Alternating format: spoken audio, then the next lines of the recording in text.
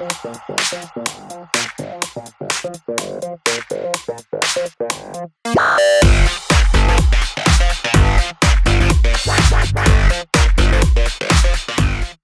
went to school smelling like aluca parante every day. What's the most ridiculous comment that you've heard? That I was gonna get divorced and pregnant at the same time. Chicken suck. Chicken what? Sunny, thank you so much for coming to the 5th episode of ScoopWhoop Townhall. Thank you. We're extremely excited and thrilled to have you here. I think you're one of our favorite internet celebrities. I think everyone at ScoopWhoop is a huge fan of Thanks, guys. your work. I wanted to sort of understand from you and take you back to your growing up years. You grew up in Sarnia, Yeah. which is a small town in Canada. Just take us through some of those years. How was it growing up in? And from what I understand, you grew up in a traditional Sikh household. What was that like? I went to school smelling like aluca parante every day until the day I was like, okay, Mom, no more Indian food in the morning. But I think I had a very typical, like childhood. I played a lot of sports. I was a bit of a tomboy. I made forts, not, princess castles.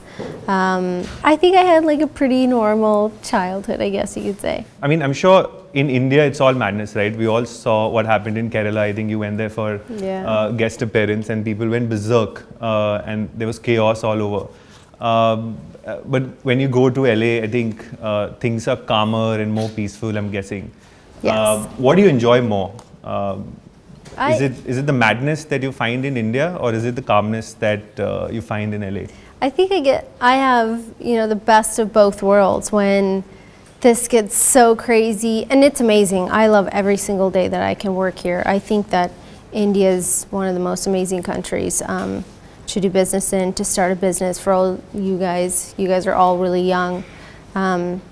This is it, if you got an idea, if you have something you want to do it now, because soon everybody will be hip to the game and they'll be creating these things and you wish you would have done it a long time ago because it's such an amazing market. But in America, I get to go back and, I drive my own car, I do my own groceries, I clean my own house. We do, both my husband and I, we do everything together.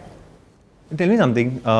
You decided to come to Big Boss and from what I've heard, you initially turned them down and then you finally said yes. Were you prepared for the kind of love that you got after Big Boss? Oh, absolutely not. I figured as each week passed, something good might be happening out there because I know that if something wasn't going well, then they would have just kicked me out really, a lot sooner. So 1 week goes by, the second week goes by, then a month goes by. I'm like, I'm stuck in this freaking house. How do I get out? And then another week goes by and another one. I'm like, now I just want to go home. But I figured something pretty amazing was going on outside. I calculated that in my head.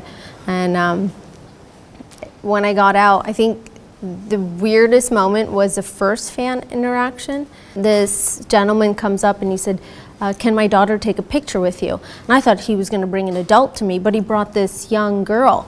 And then the auntie came, and then the mom came, and a baby came, and all these people came up to me. I'm like, dude, why do you guys want a picture with me? This is weird. And why are you handing me your baby? This is insane. I've never taken a picture with a baby. This is just wrong. This is so wrong on so many levels. Because wasn't from the mainstream world. So, babies and children are a no-no. I think for the people that didn't know who I was, and the families or those moms and people that are watching Big Boss because they're a fan of Salman or the show or, whatever it is that they like about it, is that they saw me like making chapatis, cutting vegetables, trying to speak Hindi, trying to do all these different things, dancing. I have 2 left feet. So dancing is like not... We all disagree with that. But well, it's taken a lot of practice.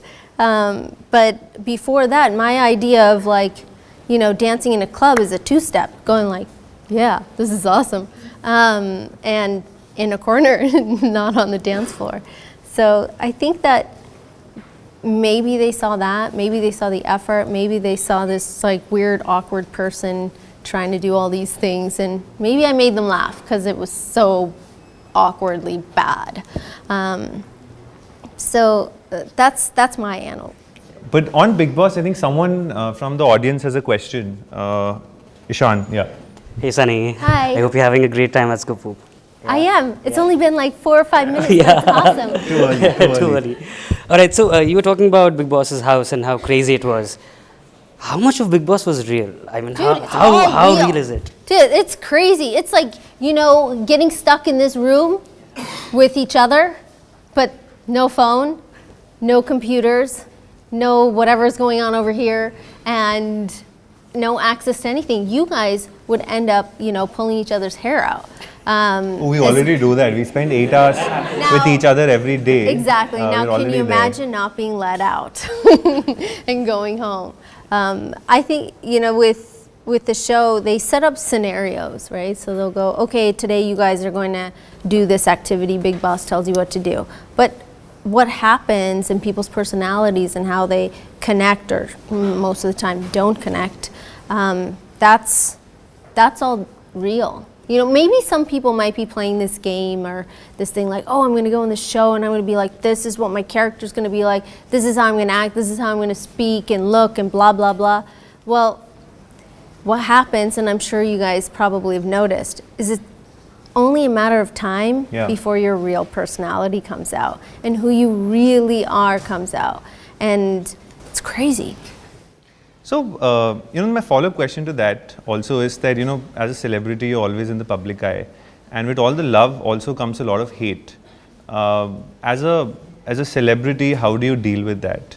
Is there an imaginary wall that you've created around you where you will only let certain things sort of come and affect you? Or just like the rest of us, you're also human and sometimes hate gets to you? Absolutely, I'm human and it does get to me. If I start reading it, it naturally is going to affect me. But then I sit there and I go, this person, let's just run through the process, right? He's gone to my social media page, whatever it is. He's now gone through how many tweets or Instagram posts. Then he's then analyzed what I've said. From analyzing what I've said, he's now trying to figure out what he's going to say. So now he's typed it out. Then he's double checked it, spell checked it, make sure that whatever he said is like, that's it, that's gonna really hit home for her.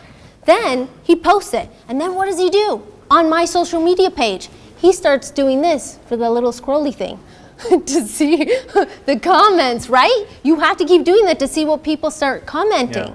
So can you imagine, that's like a great fan. That's amazing. That's kind of how I see life. I sit there and I analyze that negative, and in my head, I have to turn it into something different or a positive or, something that makes sense to me. So all those people there's this like Howard Stern statistic that he was given. The people that watch Howard Stern would watch it for an hour. The people that hated Howard Stern watched him for 2 or 3 hours. Why? Because they were curious to see what he would say. No, but sometimes hate also comes from people who are in a position of influence or power. Yeah, a lot of times these ridiculous comments get made every time there is an incident that happens that directly or indirectly, this is what is leading to that. What is your take on that? And we all know it's ridiculous, but when it comes from a general user, you can say there is trolling, but when debates are happening on prime time, when the front page says a certain thing, what is your immediate reaction like, and how do you deal with that? My immediate reaction is that news channel really thought that this was newsworthy? Seriously? Are you guys out of your mind for posting this? I mean, I know they want to get viewers to their sites or their channel or get people to watch their show, but that's what you find newsworthy? Why not like give clothes to the kid on the street that doesn't have it? Why don't we talk about that? Or why don't we talk about the air here or the air in Mumbai, or how do we clean our city up? I mean, why can't we talk about these things on the news and figure out how to make everything around us a little bit nicer, a little bit better, and be able to feed people or help people. What's the most ridiculous comment that you've heard or gossip about you that you've heard? That I was getting a divorce and pregnant at the same time. At the same day. I'm like, this is interesting. And then my mother-in-law calls and says, do you guys have something to tell me? Yeah, that was pretty funny. Yeah. Akansha here has a question. Hi. So basically, my question was, I've seen you being very graceful in situations where anyone else would have probably lost their composure, like that interview with Bhupinder Chawla. So how do you maintain that cool? Like, I think even people from entertainment industry wouldn't be able to be that calm with questions like that.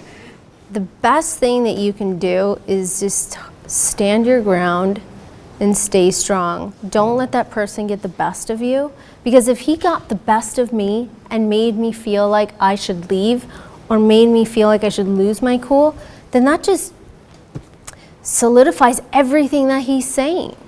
It makes him in the right instead of him in the wrong. And I mean, I had no idea. I thought, like, after one question, okay, fine, this is going to end now. Oh my gosh, he's asked me another one. Oh, okay. Now it's another one and another question, and it gets worse and worse. But there's nothing, I feel that it's better to face it than run away or step away. And you can always face bullies, and you can always face mean people or people that want to put you down in a way that will get the message clear that it's not okay, and I believe in kill them with kindness.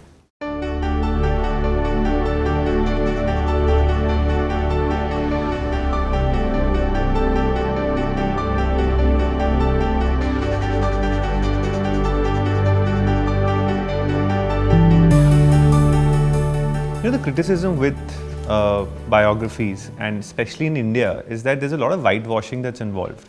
So you would see, for example, Rajkumar Hirani made Sanju, and the biggest criticism that the film got was that it only showed him in good light. Do you think with Karanjit you've been able to sort of keep that aside and show the true story? I was really adamant that whatever we were going to show was going to be real. Like real conversations and real stories, real things that happened. Of course, like the setting is different, the clothes are obviously different. I'm way better dressed in the show than it was in real life. My parents didn't have a lot of money, so we just wore a lot of the same things a lot. But I think that what we've shown is really close to the truth, if not the truth of what's happened. And that was really important to me, especially the family stuff, because my parents are not alive anymore. I can't even consult them, or I can't say, hey, if we change this a little bit here, would you guys care? Or, just something even small like that. So I just wanted it to be the truth, and it had to be the truth for me to believe it. I had so many arguments that, I'm a Taurus and I'm a bull and I like getting my way. So I kept it pretty honest and really true. And that's probably the hardest thing that, was shown. Did you always wanted to be an actor in mainstream movies? I didn't ever think it was possible. I always knew that I wanted to own my own company, my own business. I wanted to do something on my own. I wanted to be my own boss. That's something I've said since I was a little kid. I just never knew what it would be. I come from a typical Punjabi home. The second that I said, I want to be a model, pat, shut it. What are you talking about? Go to school, go, what are you doing? Why don't you go study? That's like 95% of Indian families. Yeah, I know. Like one of the things that I saw in the documentary, Mostly Sunny, and I know that you've sort of, you think that the documentary doesn't portray you in the way that you wanted to. But one of the very interesting things that you said was that I know how to turn a quarter into a dollar. Let's just talk a little bit about that. Is that still the number one goal with which you're doing the things that you're doing? I love numbers, and I'm sure you guys are here, so you guys deal with a lot of numbers as well, watching, how many people are liking things, looking at things, how many hits are going on what page, and what people are, looking at and analyzing it, how much time they're spending on the first page of the site versus getting into it. So all those things were extremely they're so fascinating to me, watching numbers, watching things grow. And I believe in steady instead of this, because this is what builds good foundations, and this is what causes crashing. That's my personal opinion. But at what point does money become irrelevant and you're not doing things for money anymore? When you have so much of it that you just don't care. I don't know. But that's never, right? That's never. You know what? A lot of people here don't like talking about earning an income and making a good living. I think that there's a fine line of working really hard and being proud of what you've done to maybe not working so hard, and along the way, families have, here there's a hierarchy system in families and businesses, and the son takes over, daughter takes over, all these different things. But there's that may be 0.5% of this country or 1% of this country. But the rest of everybody has to work really, really hard. So I don't know why there's this thing that, we shouldn't talk about making a good living or wanting a nice car or wanting a nice house or providing for my family. I have 3 kids. That's 3 college funds. Oh, congratulations on being a mother. Thanks. So that's 3 kids, 3 college funds. They are going to want their own cars. They're going to want things and buy stuff. Dude, diapers. Do you even know how much diapers cost? And let me tell you, I have 2 of them. So imagine diapers times 2 and then everything else times 2. My goodness.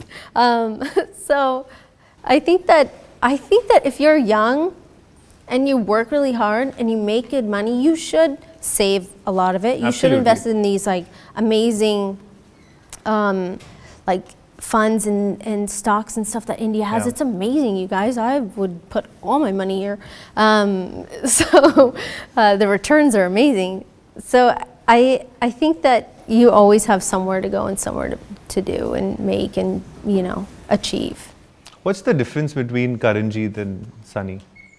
Karanjit is very dorky, can't walk straight, can somehow manage to trip and fall, but not be walking, be standing in one place. I have that ability. Don't ask me how. Don't ask me to show you. And I'm just a lot more private and quiet. I think that every entertainer has an alter ego.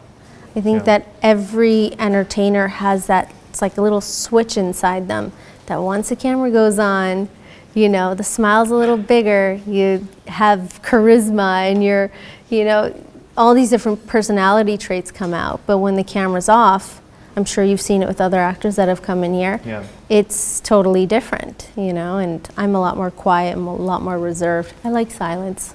On that note, do we have more questions from the audience? Yeah. Actually, Satvik, you already asked my question, but okay. Oh, I'm so sorry. I told her that I'm doing this, it's only my first few times. Okay.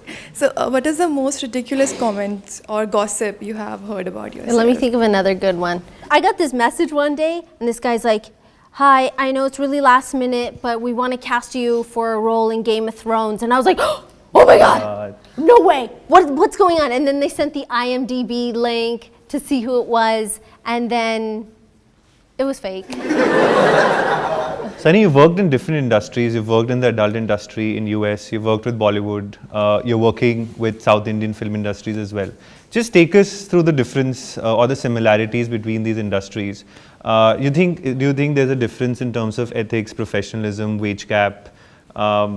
Just take us through that.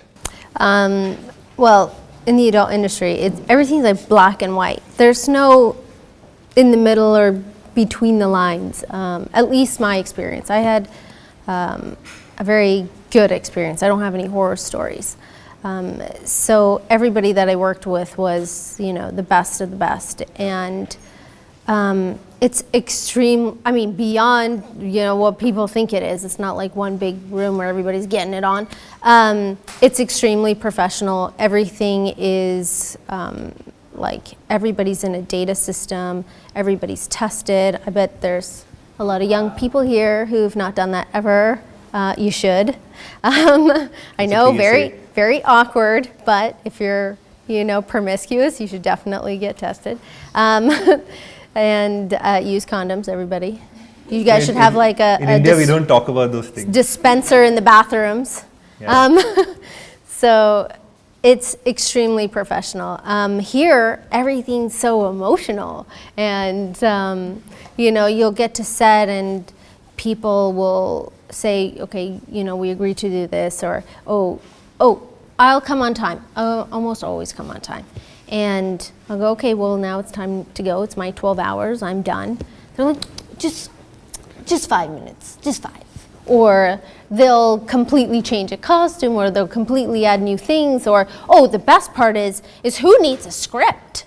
I mean, you just write that thing as you go. I'm like, what's going on here? I spent so long learning this whole thing, and now you guys are, changing it all. 1, 2 words, okay, fine. But the whole thing? How do you change the whole climax in 5 minutes? I mean, how does that happen? You're like, no, we're not going to do this. We're going to do this. We're going to do that. And I don't know how to explain it coming from the outside, but you got to be here. You got to be on the ground. You got to be going with what's happening here. Do you think things are changing in India?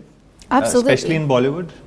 I think that there's a lot of things that are changing. I think the idea that our consumer is not intelligent is slowly going away. Yeah. And I've been saying this for so long. I'm like, our consumer is so smart. Why do you think that they want to see the same thing over and over again? I mean, you guys probably, watch more Netflix shows than you do, going to the movies. I don't remember the last time I went to a theater to see to see a Hindi movie. Right. I'm watching it on digital platforms, which is why when Z5 wanted to launch, the show and put it on a digital platform, we thought, great, why not be on the forefront of this instead of on the back foot of it and, jump on when everybody else is there. So I think that India has changed so much all over. It's incredible. Yeah. What's next for Sunny? Well, I have my own cosmetic line, ladies, if you want to check it out. Guys, if you want to buy something for your girlfriend, your wife, your sister. But I launched that this year. I'm so excited because it's like I've been wearing this all day. He just put more on earlier, and I've been wearing it since this morning. So that's good. So this is a branded video, guys, just to be right. absolutely You clear. can cut it out later, but as long as you remember and you go look it up later, that's all you are. You can cut it out of the video.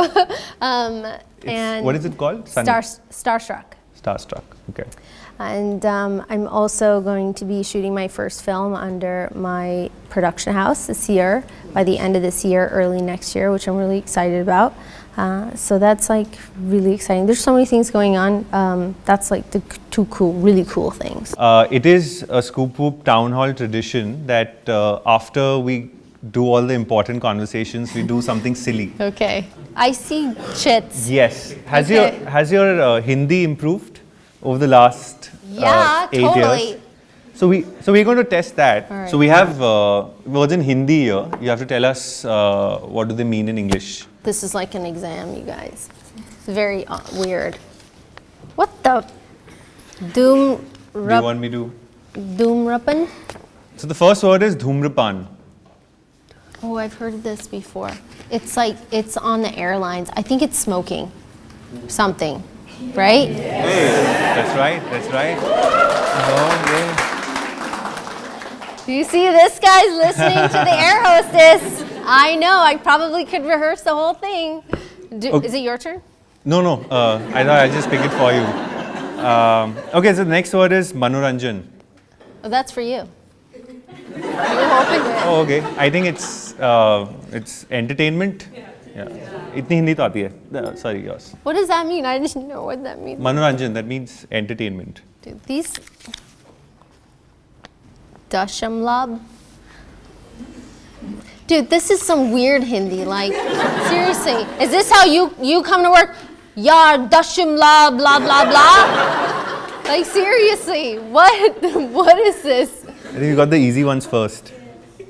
Even I don't know what this is, yeah? See? Dasham Labh. What nonsense? This is a bakwas. There. What does this mean? Decimal. Decimal. Who even puts decimal in their sentences? Yeah. Your turn. Oh, okay. Let's do this.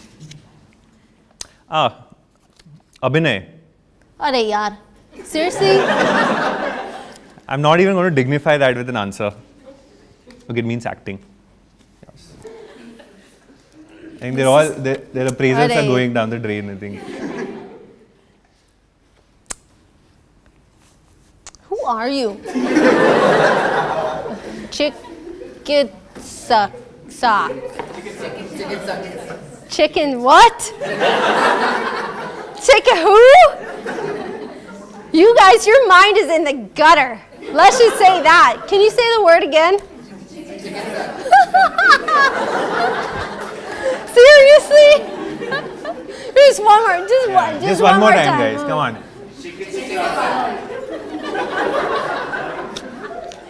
I don't know, but what does this mean? Doctor. Someone's gonna need a doctor if they do any of this. You know the best word of today? Chigitsak. This I'm gonna steal. Hey, Daniel, did you make sure you called the chicken sick? Oh my God, I'm taking this home so I don't forget.